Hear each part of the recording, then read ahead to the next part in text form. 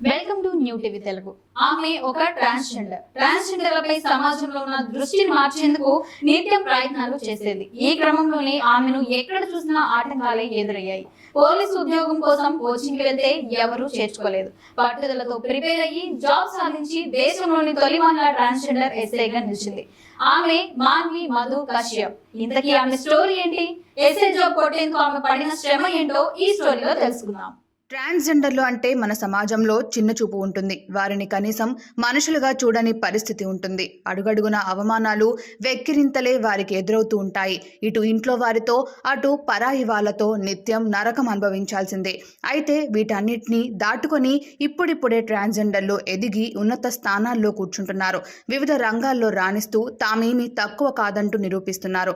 ఇటీవల బీహార్లో నిర్వహించిన పోలీస్ రిక్రూట్మెంట్ పరీక్షల్లో ఏకంగా 3 ట్రాన్స్జెండర్లు ఎస్ఐలుగా సెలెక్ట్ అయ్యారు.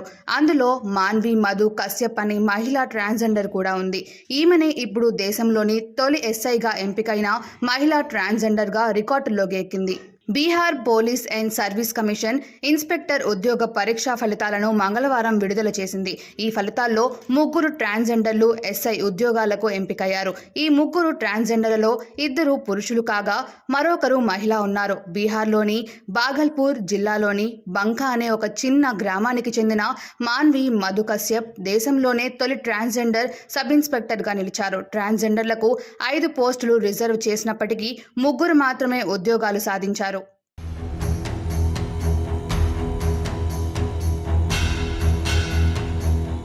ఇన్ని రోజులు సమాజానికి భయపడి బతికానని, ఇంతకు ముందు తన తల్లిని కలిసేందుకు రహస్యంగా వెళ్లేదానని, కానీ ఇప్పుడు పోలీసు యూనిఫామ్ తో గ్రామానికి వెళ్తానని చెప్పారు.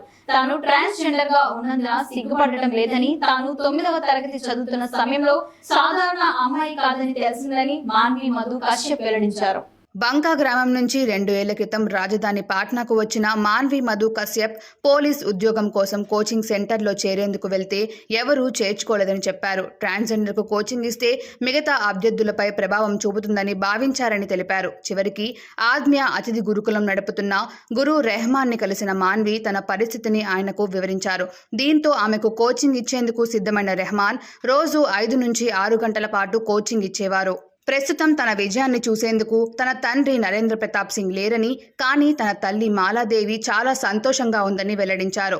5 అన్నదమ్ముల్లో 4వ వ్యక్తి అయిన మాన్వి మధు తన కుటుంబ సభ్యులు తనకు అండగా నిలిచారని చెప్పారు. మొదట తనను వ్యతిరేకించినా తరువాత అంగీకరించారని పేర్కొన్నారు. ప్రస్తుతం తనకు లభించిన విజయం లాగానే సమాజంలో కూడా మార్పు రావాలని తాను కోరుకుంటున్నట్లు మధు చెప్పారు.